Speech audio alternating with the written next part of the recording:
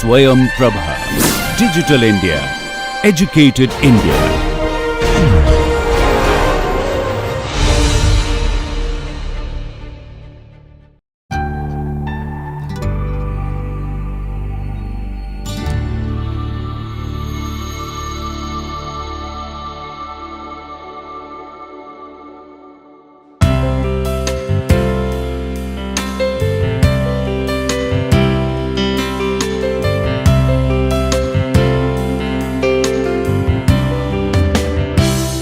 Hi friends, now we will discuss on the topic hydrogen production from natural gas. In the last classes we have discussed on the utilization of natural gas, and we have seen that it can be used through the conventional route for electricity production, or it can be produced to used to produce syngas and further liquid fuels, and it can also be produced to hydrogen. As you know that hydrogen is considered as as a green fuel and the future fuel also. So, in this class we will discuss on this content, the hydrogen as a green fuel, then hydrogen production routes, then natural gas as a feedstock for hydrogen, and the routes for hydrogen production from natural gas. There are reforming and decomposition of methane. So, as you know that hydrogen is having very high energy density and heating value is 142, high heating value is 142 megajoule per kg, and we also know that hydrogen can be combusted when there will be no carbon dioxide emission. And one important feature of hydrogen is that it can be used in fuel cell and electricity can be generated. So, here this figure shows us the electricity generation in the hydrogen fuel cell. So, when hydrogen is used as a fuel in this fuel cell, where in the anode this hydrogen is coming, and then in this here it is converted to H plus and E minus, then H plus is transported from anodic to cathodic chamber through this membrane, hydrogen transfer membrane, and it is coming to this cathode where oxygen is supplied. So, oxygen reacts with H plus and E minus. E minus or electron which is generated here in the anode, it is transferred through the external circuit and comes here, and then this electron and then H plus which is transferred through this membrane, and this oxygen reacts and converts to H2O. As a result, what we get electricity here. So, it is electricity is the very cleaner mode of energy, that is why hydrogen is considered as the green energy. So, this hydrogen can be produced from different resources, and we will be briefly discuss that. So, this can be produced from reforming of hydrocarbons or biomass and gasification of carbonaceous feedstock and decomposition of hydrocarbons like say methane, then thermolysis of water, electrolysis of water, photolysis, and then dark fermentations and microbial electrolysis. So, these are the different methods which have been reported for the production of hydrogen, and we will see the comparison of these processes.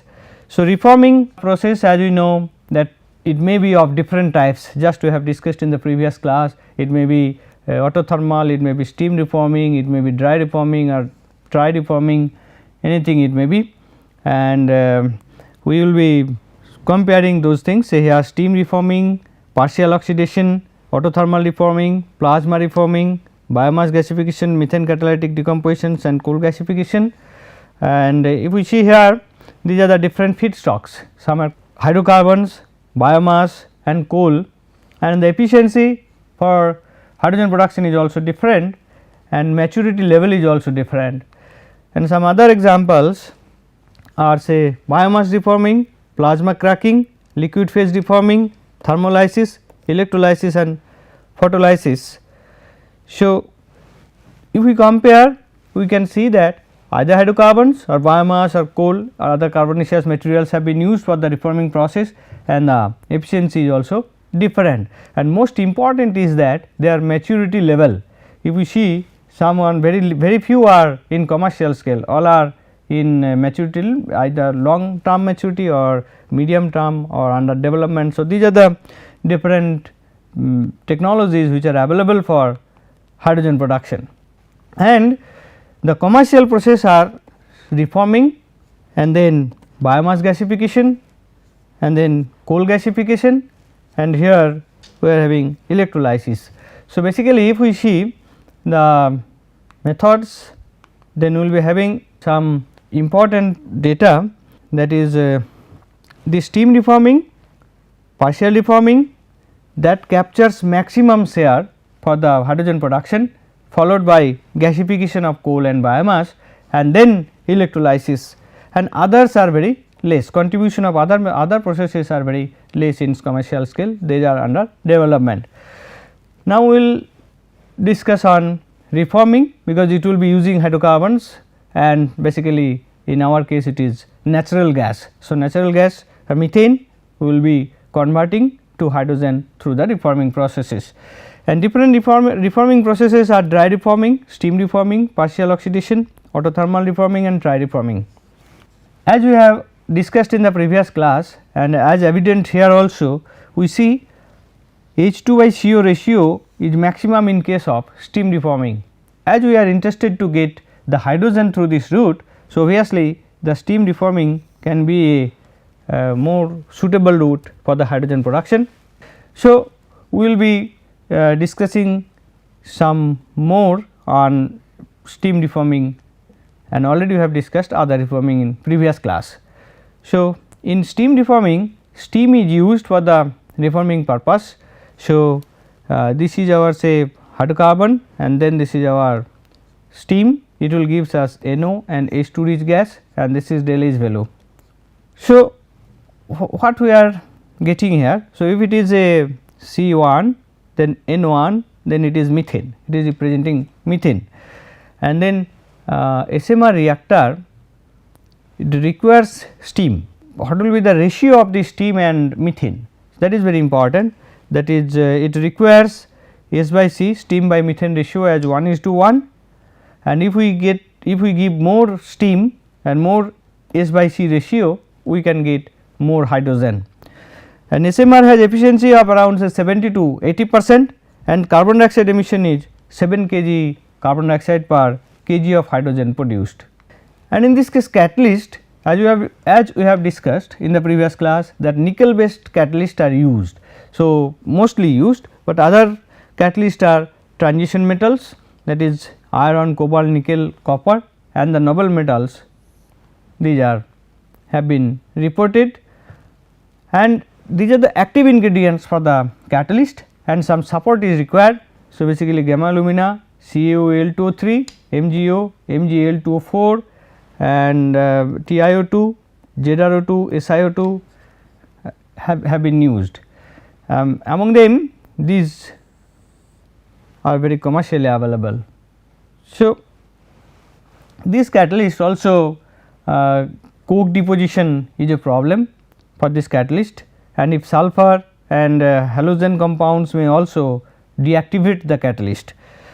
And some industrial catalyst suppliers, if we see, that is Baden, Aniline and Soda Factory, BASF, Haldor Topsoe and United Catalyst. These are the players for the catalyst supply in commercial scale for SMR. Now, we will see the mechanism. What is the mechanism for the production of hydrogen through this route? So, we have hydrocarbon, then we have steam. So, steam and we have some catalyst. So, it is gas and solid phase reactions. So, we will be having steam, so that steam reacts with surface nickel atoms which is available in the catalyst, and then it forms adsorbed oxygen atoms and gaseous hydrogen. This is the first step, it is assumed. So, H2O it is in the support of the catalyst sites, the nickel sites, it is giving us H2 plus OS, which is adsorbed. Then again methane we have also. So, methane reacts with surface nickel atoms, and then it yields CH2 radicals which is adsorbed, and adsorbed H atom. So, CH4 with catalyst site, it is giving us CH2 in adsorbed form and hydrogen also as adsorbed form. So, these adsorbed radicals and H and O will further react. So, we will see here the adsorbed radicals and adsorbed oxygen react to yield adsorbed CHO. So, this is the reaction CH2S plus OS, it is giving us CHOS plus HS.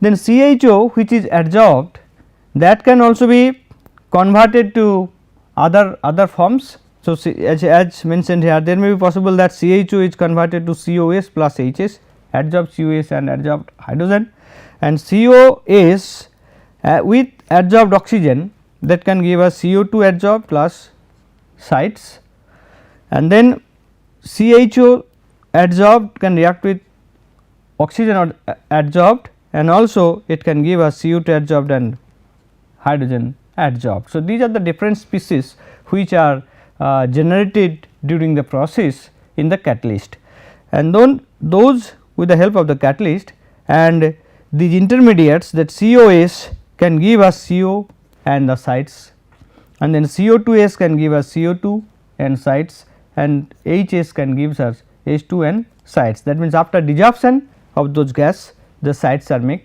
free. So, catalyst is now free, our feedstock is converted to product, and that is fuel of rich of hydrogen and carbon monoxide also having carbon dioxide. So, this is the mechanism of the SMR reaction. Now, we will see how the natural gas can be processed through this route. So, here we have say natural gas. So, that natural gas certainly will have some sulfur, and that sulfur will be the poison to the catalyst. So, we have to remove it. So, for this removing, we are using hydrogen here. So, desulfurization unit DSU as the first step for the process. Then some catalyst are used, that is cobalt molybdenum catalyst COMO catalyst, and then it is 290 to 370 degree centigrade, and then this is your catalyst bed. Then zinc oxide bed is also used as an and then alumina guard. So, these are the series of oxides are used, and in which the DSU reaction is taking place, and H2S and halides are separated from the natural gas. The natural gas will be going to now reformer SMR, and before going to that, it is gone through the pre-reforming step to raise the temperature from 290 to say it is up to 525 degree centigrade, and then it will be going to SMR reactor where the temperature is higher, that is 800 to 900 degree centigrade. So, here after this SMR reactions, so CO and H2 gas will be there. So, there will be some shift reactions to produce more hydrogen. So, high temperature shift water gas shift reaction is taking place here with the help of FeCr2 catalyst at 340 degree to 360 degree centigrade, that is a high temperature water shift reaction with the S by C ratio 2.5 to 3. Then we will be getting more hydrogen rich gas, and that will go for pressure swing adsorption for the separation of hydrogen, and then the rest of it, sum of it is going to low temperature water gas shift reaction, and here FeCr2 catalyst and 2.5 to 3, that is S by C ratio. Then it is going for carbon dioxide absorption. Then after SMR, it is going to shift reaction. It may be at a high temperature water gas, or it may be at low temperature water gas reaction, and then after that it is going for carbon dioxide separation, and then we are getting 97 to 99% purity of hydrogen, or here we also get PSA through the pressure swing adsorption, we can get the 99.99% purity of hydrogen. So, then we will see how the PSA works. So, pressure swing adsorption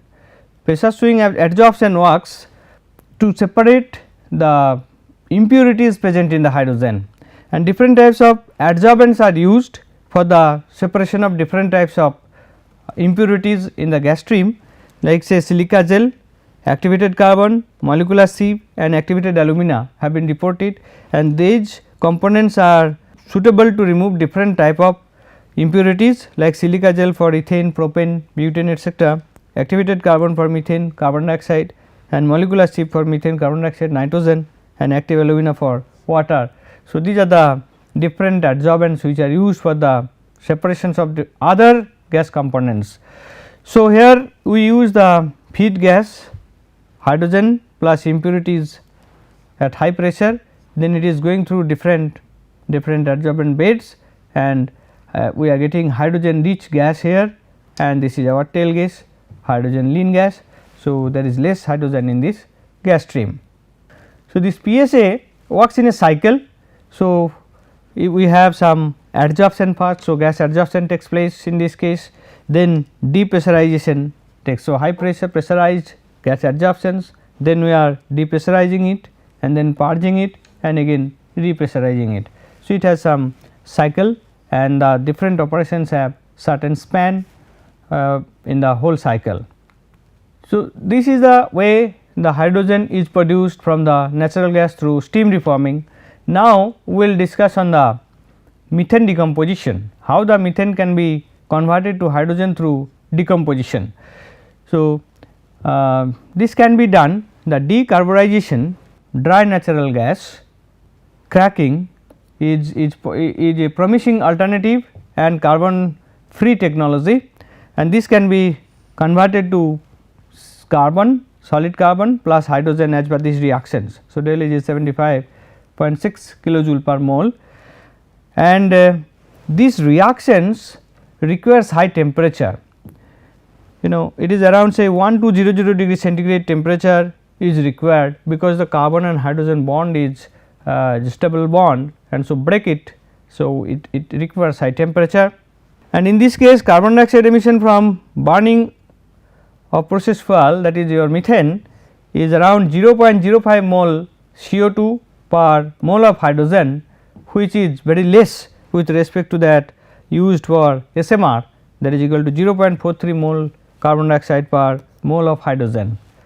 So, these things, methane to carbon formations and hydrogen production, it is a thermal process, and but it is difficult to perform without the presence of catalyst.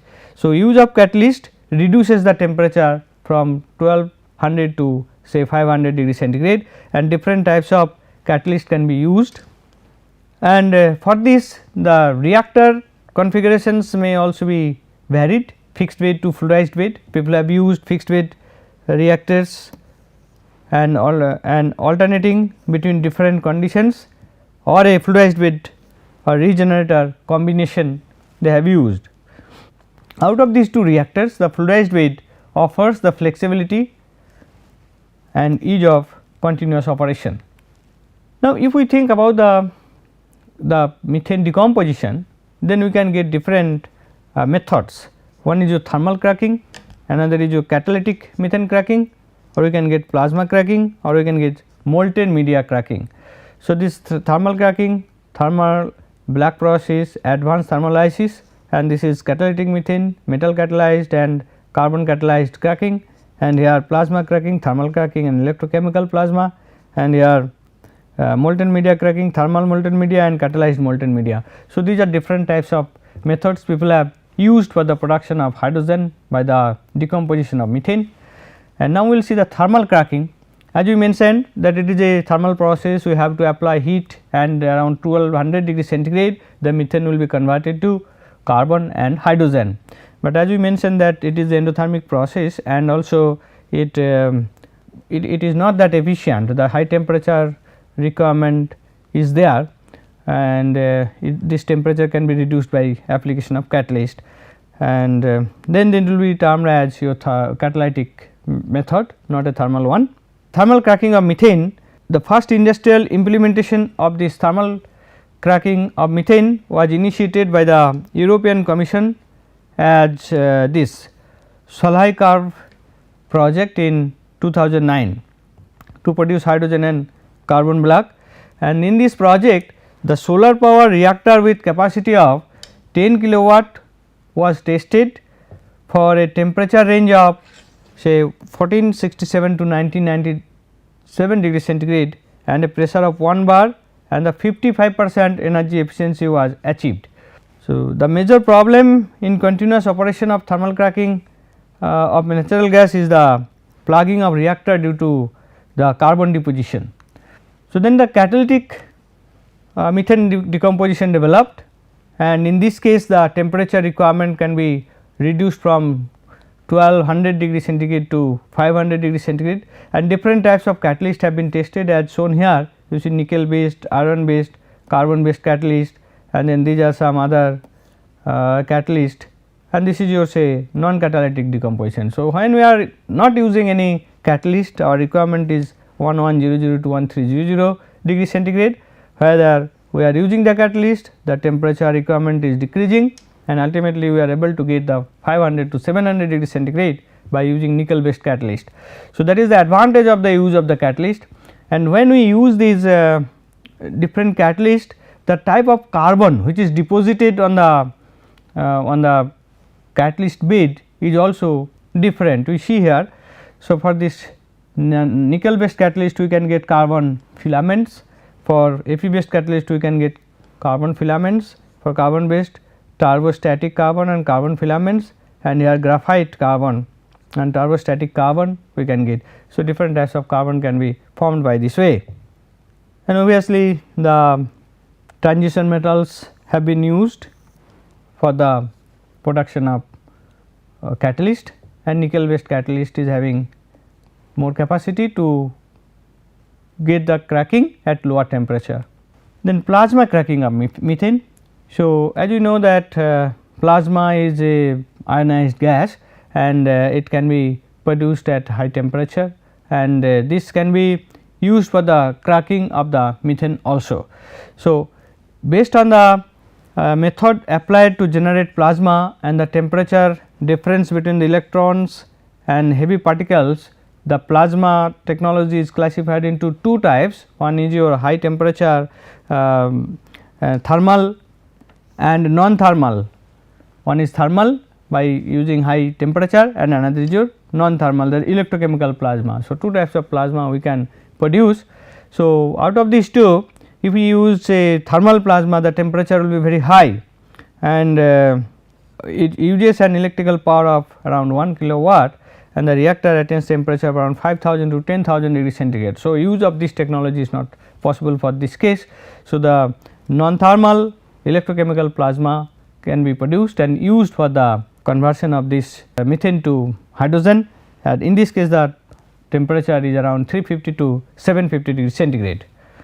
And this plasma cracking of the methane has some advantage also. It has high thermal efficiency, it has high purity of hydrogen, and simultaneous production of valuable byproduct carbon and very low carbon dioxide emissions. So, these are the advantage of this, but the consumption of relatively high electric energy in plasma process can make this apparently uneconomical and make their applicability restricted to large scale application.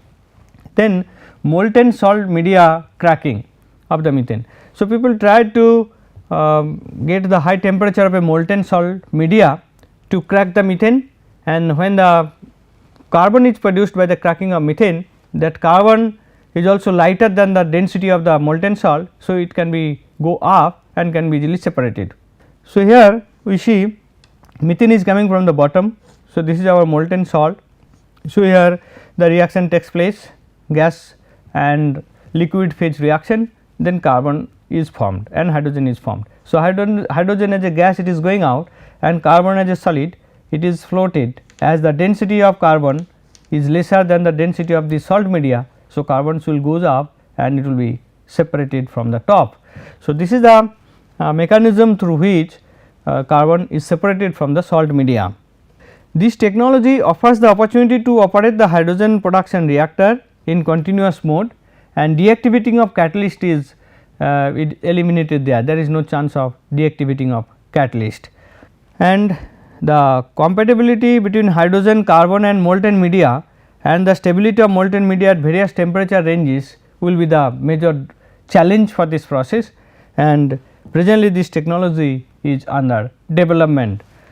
So, we have discussed different types of processes which can be used for the production of hydrogen from the methane or the natural gas, and once we can get hydrogen, that can be considered as a green fuel. So, up to this in this class, thank you very much for your patience.